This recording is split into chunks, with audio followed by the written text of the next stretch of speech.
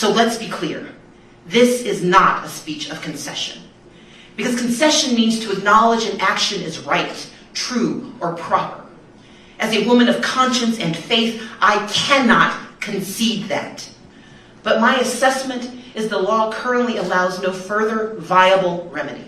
In the coming days, we will be filing a major federal lawsuit against the state of Georgia for the gross mismanagement of this election and to protect future elections from unconstitutional actions. We will channel the work of the past several weeks into a strong legal demand for reform of our election systems in Georgia. In order to deliver on what Stacey Abrams suggested is required, you would need a true reckoning and an honest analysis and admission around what both parties have said subsequent to electoral results. Russiagate hoax doesn't look good, does it? That they conceived of and proliferated an untrue hoax in order to destabilize Trump's administration. The keeping of the Hunter Biden laptop stuff out of the news because it could have influenced the outcome of the election. And when Vivek Ramaswamy came on our show, he said the election was stolen by big tech, he was very careful to say. Big tech censored information that was not favourable to Trump's campaign. Our view is this: the system itself is corrupt, and we are going to show you how the system itself is corrupt. Even in events like this, which are presented to you as egregious and outstanding, there are comparisons. Stacey Abrams in Georgia contested the results of an election. She said these results must be fraudulent. The whole Russiagate scandal that dogged Trump throughout his presidency had no basis. It was designed to disrupt Trump, and it had no basis in fact. So right there, you have as a composite everything that we're discussing right now, egregious though it would be if it's proven to be true. All the while that these indictments stack up, there's a significant percentage of the population that are going,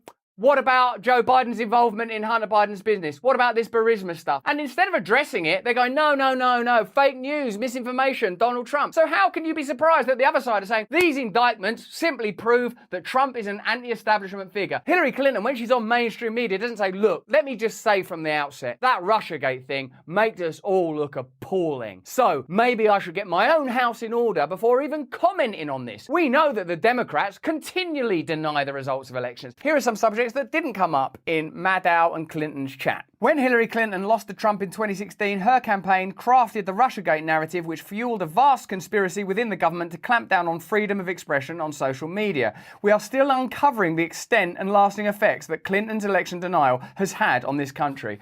If the establishment has a face, it is the face of Hillary Clinton. And all the while we argue that it's good that women in politics are progressing, we have to similarly address the fact that in many ways she is the most institutional, globalist, corporatist politician that party could present us with. So why is it significant that she's commenting on this subject? What can we say about Hillary Clinton? Hillary Clinton personally approved her campaign's plans in fall 2016 to share information with a reporter about an uncorroborated alleged server back channel between Donald Trump and a top Russian bank. Her campaign manager testified in federal court. In September 2021, a lawyer for Hillary Clinton's 2016 campaign was indicted on charges of lying to the FBI in a 2016 meeting where he shared information about the Trump Organization and Russia. I think many of us suspect that if Joe Biden were investigated with the intrepidness, ferocity, and fastidiousness that Trump is currently being investigated with, they would uncover corruption. And similarly, Hillary Clinton. How would, if her lawyer that she personally approved a plan for has been indicted, how would she avoid indictment, arraignment, accusation?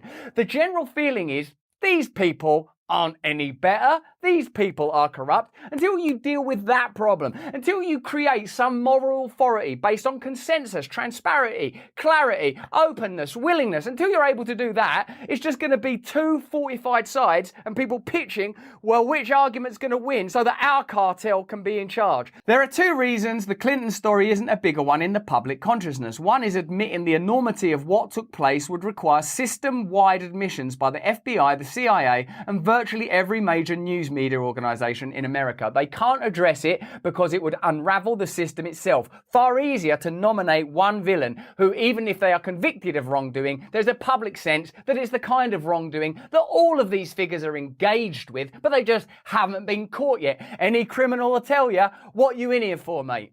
got caught. The Clinton campaign created and fueled a successful years-long campaign of official harassment and media fraud. They innovated an extraordinary trick using government connections and press to generate real criminal and counterintelligence investigations of political enemies, mostly all based on what we now know to be self-generated nonsense. They generated some nonsense and then conducted criminal investigations based on nonsense that they knew wasn't true. That is fraudulent, right? Clinton and her campaign systematically lied throughout, both about collusion and about their involvement in disseminating popular theories about it. We know this for a fact. In March 2022, the Democratic National Committee and the Clinton campaign agreed to pay a $113,000 fine to the Federal Election Commission for concealing their role in producing the Steele research, a role, by the way, her campaign never admitted to and which was only disclosed through dogged effort by the House Intelligence Committee nearly a year after the 2016 election. The more they accuse Trump of wrongdoing, whether it's true or not, people just like him more.